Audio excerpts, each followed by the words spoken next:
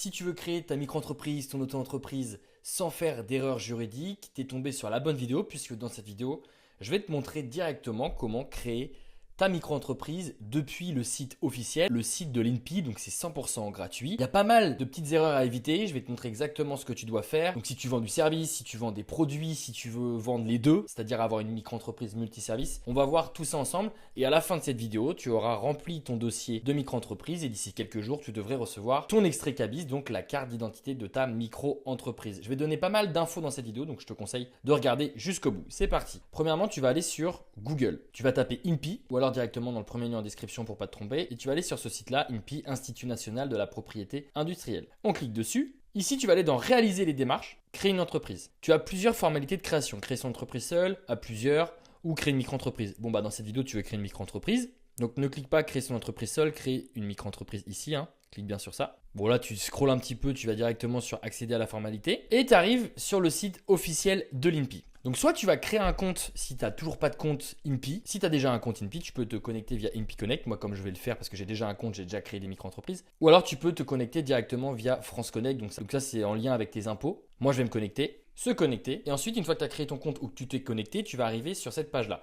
Là, tu vas aller directement dans la partie entreprise, dans créer, modifier ou cesser une entreprise. Et ensuite, tu arrives ici, tu vas cliquer sur créer une entreprise. Et ensuite, on va remplir ton dossier de création d'entreprise. Ici, entrepreneur individuel, la micro-entreprise est bien une entreprise individuelle. Ensuite, souhaitez-vous opter pour le statut micro-entrepreneur? Eh bien, oui. Donc, c'est un régime qui est simplifié au niveau de la comptabilité, etc. Donc, si tu as déjà une société ou si tu as déjà une micro-entreprise, là, tu cliques sur oui, mais la plupart d'entre vous, vous devez cliquer sur non parce que vous n'avez jamais eu de micro-entreprise ou de société. Donc, vous avez toujours eu une activité salariée. Continuez. Et là, on arrive sur le dossier de votre micro-entreprise. Donc, on va avoir toutes ces étapes à remplir. C'est parti. Donc, déjà, on va donner un petit nom à votre brouillon. Micro-entreprise du boss, parce qu'on est des boss quand on est entrepreneur. Ensuite, vous allez remplir vos informations. Donc là, mon prénom, mon nom de naissance, le genre. Ici, le titre, c'est si vous êtes docteur, avocat, etc.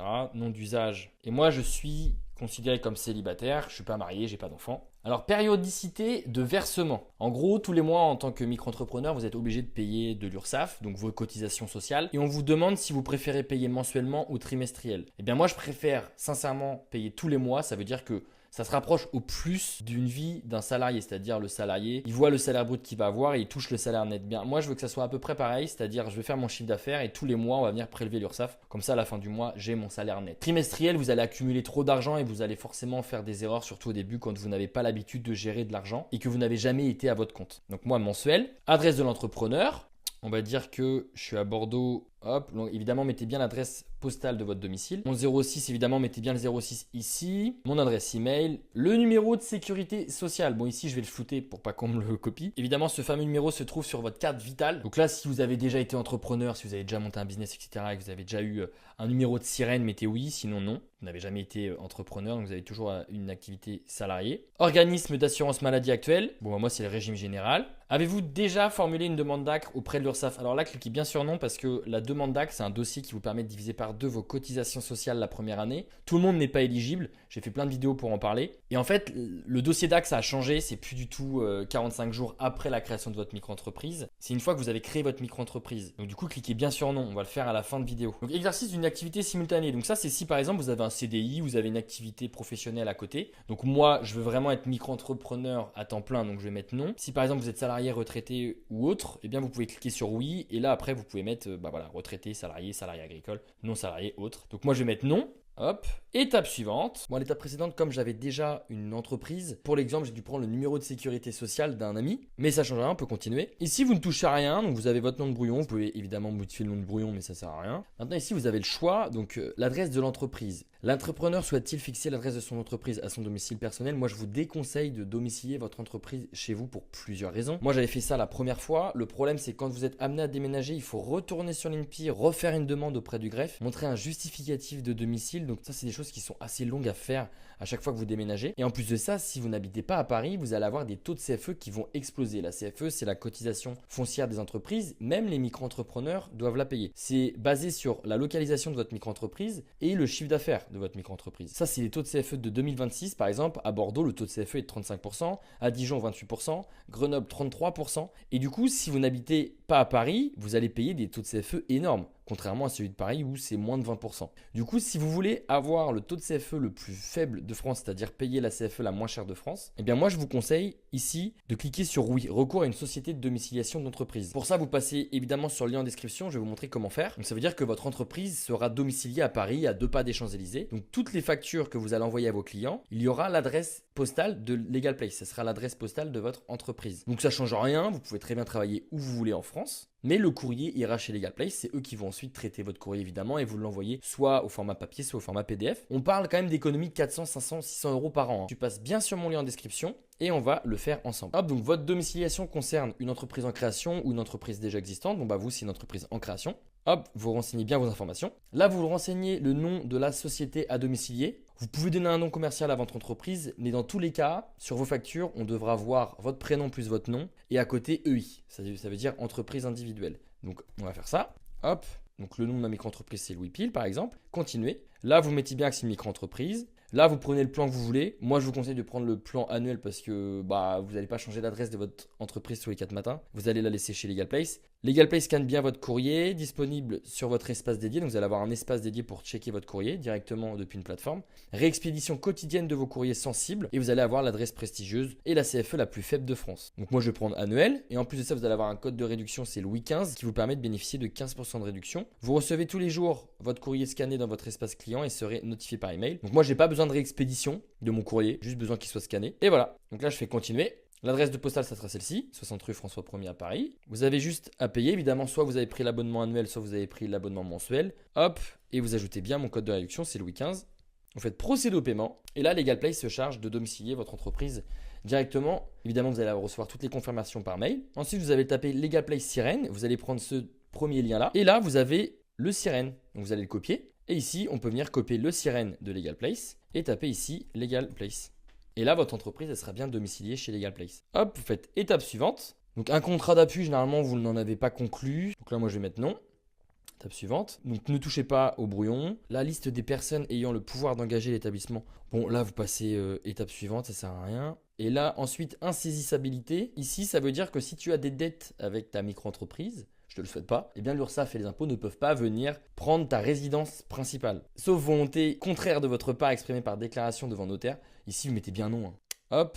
Ensuite, liste ici, étape suivante. Ensuite, on arrive sur la catégorie établissement. Donc, description d'établissement. Cet établissement est-il l'établissement principal? Eh bien oui. Nom commercial, ici, une fois de plus, petit rappel. Vous pouvez très bien mettre un nom commercial. Par exemple, je peux très bien l'appeler l'entreprise du boss, toujours. Mais ça ne change pas grand-chose, puisqu'en micro-entreprise, le nom de votre entreprise, ça sera forcément votre prénom et votre nom à côté de EI. Donc, en gros, moi, ça sera par exemple /Louis Pile EI. Donc du coup, franchement, ça c'est juste un détail et ça ne sert pas à grand chose. Donc ici, vous pouvez mettre un nom commercial, mais ça ne change rien. Ensuite, adresse de l'établissement. Si évidemment, tu n'as pas domicilié l'entreprise chez Legal Place, tu peux très bien mettre ton adresse personnelle. Présence de salariés dans l'établissement en France, non. Emploi son ou ses premiers salariés, non. Étape suivante. Donc là, on a bien l'entreprise du boss, établissement 60 rue François 1er à Paris, donc directement domicilié chez Legal Place, ou alors ton adresse postale personnelle. Et ensuite, on arrive sur la liste des activités de l'établissement. Alors, si tu veux créer une entreprise multiservice, c'est-à-dire vendre, par exemple, un service en tant que monteur vidéo et un service où tu fais, par exemple, du e-commerce et que tu vends des bougies, eh bien là, tu vas pouvoir ajouter plusieurs activités. Donc ici, moi, je vous conseille de mettre le premier du mois. Hop, 02 2026, 6. Activité principale pour l'établissement. Si ce n'est pas l'activité principale, mettez non. Si c'est l'activité principale, mettez oui. Exercice de l'activité. Permanente ou saisonnière? Bon, c'est votre activité de tous les jours, mettez permanente. L'activité est-elle exercée de manière ambulante? Donc ça, c'est ce que je vous ai dit dans la vidéo, en début de vidéo. Si vous faites des marchés, des foires, etc. Et surtout, comme votre entreprise, par exemple, elle est domiciliée à Paris, si vous faites des marchés, des foires, je sais pas moi, à Dijon, bien il faut cocher sur oui. Si vous ne faites rien de tout ça, cliquez sur non. Ici, soyez assez précis. Si vous mettez freelance, ça marche pas. Par exemple, si on veut être monteur vidéo, vous pouvez taper monteur vidéo de présentation, par exemple. Présentation pour des entreprises locales, par exemple. Et ici, on nous dit si vous souhaitez de l'aide pour identifier la catégorisation de votre activité, vous pouvez faire appel au chatbot. On va cliquer, on fait chatbot, par exemple. Ici, catégorisation de l'activité. Ici, sélectionnez le domaine de votre activité, l'agriculture, non. Là, si je veux être monteur vidéo, par exemple, l'industrie et l'artisanat de fabrication, l'installation et la réparation, les réseaux de production, distribution, non, construction, le commerce et l'artisanat de détail, le service. Bon, je vais mettre le service. Dernière étape, pouvez-vous nous indiquer quels seraient pour vous les 2 ou 3 mots-clés qui définissent le mieux le type de métier et le domaine d'activité de votre entreprise? Monteur vidéo. Et voilà, j'ai juste marqué monteur vidéo. Et du coup, le chatbot nous dit exactement quoi remplir pour trouver le meilleur code APE. Donc le code APE, c'est vraiment ce qui va définir le domaine d'activité de votre entreprise, de votre micro-entreprise. Donc par exemple, catégorisation de l'activité 1, hop, activité de service. Hop, activité de service. Catégorisation art, culture et divertissement. Hop. Catégorisation 3, ici c'est marqué activité créative, artistique et de spectacle. Hop. Et enfin, création de jeux vidéo, création de jeux et de jeux vidéo. Donc là j'ai mis monteur vidéo de présentation pour les entreprises locales. Surtout ne tapez pas monteur vidéo code APE. Parce qu'il y a de fortes chances que vous vous trompiez. Et ne faites pas ça quoi. Code APE et ensuite, tac, ça marche pas. Soyez le plus précis possible. Monteur vidéo de présentation pour les entreprises locales, c'est très bien. Et ensuite, là, on a la catégorisation. Servez-vous bien du petit chatbot. Ensuite, type d'origine, c'est pas une reprise d'activité, c'est une création. Étape suivante. Hop, donc là, on a ajouté une première activité. Soit vous avez qu'une activité à mettre en vente et vous pouvez très bien le faire. Soit vous ajoutez une autre activité. Vous cliquez ajouter une activité. Et du coup, si c'est pas votre activité principale, ici ne mettez pas activité principale pour l'établissement, ne mettez pas oui, mettez non. Et vous faites exactement le même processus, c'est-à-dire description de l'activité secondaire, catégorisation de l'activité. Si vous ne savez pas, utilisez bien le chatbot. Et derrière, vous allez pouvoir avoir votre micro-entreprise multiservice. Dans l'exemple de cette vidéo, c'est pas le cas. Donc je vais supprimer, hop. Ok, maintenant je fais étape suivante, nom de domaine internet. Bon, ici, là, c'est pour mettre un site, c'est pas du tout obligatoire et ça ne va absolument rien changer d'un point de vue marketing, ça ne va pas vous apporter plus de clients. C'est juste à titre informatif, donc ça sert à rien. Hop. Option fiscale. Alors, est-ce que vous allez opter pour le versement libératoire ou pas? Bon, j'ai fait plein de vidéos, je vous invite à aller regarder sur le versement libératoire. Concrètement, le versement libératoire, c'est quoi? Le versement libératoire, pour payer vos impôts, vous serez prélevé d'un petit pourcentage sur tout votre chiffre d'affaires tous les mois. Peu importe votre chiffre d'affaires, si vous n'en faites pas, vous ne payez pas d'impôts. Si vous faites un petit peu de chiffre d'affaires, vous paierez quand même des impôts. Donc par exemple, si là on est en monteur vidéo, on sera en service, on va payer 1,7% d'impôts tous les mois, directement prélevé sur notre chiffre d'affaires. Par contre, il y a des conditions pour avoir le versement libératoire. Vous devez avoir un revenu fiscal inférieur à 27 000 euros l'année N-2. Donc si on est en 2026, regardez bien 2024. Combien vous avez touché? Moi, j'étais étudiant, donc du coup, j'avais touché 0 euros, donc j'ai pu cocher le versement libératoire. Et si c'est un régime classique, eh bien vous allez avoir un abattement. Montage vidéo par exemple, on fait du service. Eh bien si vous faites 50 000 euros de chiffre d'affaires, seulement 25 000 euros seront imposables. Pourquoi? Parce qu'il y a 50% d'abattement. Et sur ces 25 000 euros imposables, eh bien de 0 euros jusqu'à 12 000 euros à peu près, eh bien vous allez être imposé à 0%. Et de 12 000 euros jusqu'à ici 25 000, eh bien vous serez imposé à 11%. Et ça, du coup, ça sera vos impôts. Donc versement libératoire, il faut regarder si tu rentres dans les conditions. Donc si tu rentres dans les conditions et que tu veux opter pour le versement libératoire, tu cliques sur oui. Sinon, tu cliques sur non. Moi, je vais cliquer sur oui parce que je l'ai fait la première fois que j'ai créé mon entreprise. Bon, évidemment, si tu trouves que tout ce dossier est un peu complexe et un peu long à réaliser, et surtout en fonction de ton activité, je t'invite à cliquer sur le deuxième lien en description. Et en fait, tu vas déléguer tout ça à LegalPlace. Eux, ils ont un formulaire beaucoup plus simple à remplir que le formulaire officiel, c'est-à-dire celui de l'INPI. Et ensuite, c'est LegalPlace qui va se charger de communiquer avec le greffe. Donc le greffe, c'est celui qui valide ou pas la création de ta micro-entreprise. Mais si tu passes évidemment par LegalPlace, tu es sûr d'avoir une micro-entreprise conforme avec un dossier validé dans les 24 heures. Et ici, en fonction du code APE, donc ça veut dire en fonction du domaine d'activité que vous avez renseigné tout à l'heure, ici dans l'activité, eh bien, au niveau des pièces jointes, vous n'allez pas forcément avoir tout ce que j'ai ici. Ou alors, vous allez peut-être avoir beaucoup plus de pièces jointes à fournir. Copie de la carte d'identité, par exemple. Hop. Donc là, recto verso de votre carte d'identité. Ensuite, extrait d'immatriculation d'entreprise domiciliataire, donc LegalPlace va vous le fournir. Et c'est tout. Normalement, vous pouvez faire valider les pièces jointes. Et évidemment, moi, je ne vais pas le faire parce que j'ai déjà une entreprise. Mais si ensuite, vous faites valider les pièces jointes. Alors, observation et correspondance. Si tu ne veux pas que tes informations, donc les informations de ta micro-entreprise, puissent être visibles sur Internet, eh bien ici, tu mets bien « Je consens la mise à disposition de mes données personnelles à des fins de prospection ». Donc, eh bien, tu cliques ici. Donc, on ne va pas avoir logiquement ton adresse postale. On va cacher quelques informations liées à ton entreprise. Si tu as domicilié ton entreprise chez LegalPlace, eh bien, ce qui est cool, c'est que tu n'as pas besoin de faire tout ça. Tu n'as pas besoin de cocher tout ça parce que l'adresse de ton entreprise, c'est l'adresse postale de chez LegalPlace. Donc si par exemple tu as une activité où tu te mets énormément en avant sur les réseaux sociaux et que tu veux pas que les gens aient accès à ton adresse postale, ton adresse personnelle, soit tu domicilies ton entreprise chez LegalPlace, évidemment tu as mon lien en description et tu as toujours mon code de réduction avec Louis XV, soit tu cliques ici, même si ça va pas forcément cacher toutes tes informations, mais ça va au moins cacher ta rue. Et ici, je consens la mise à disposition de mes données personnelles à des fins de prospection.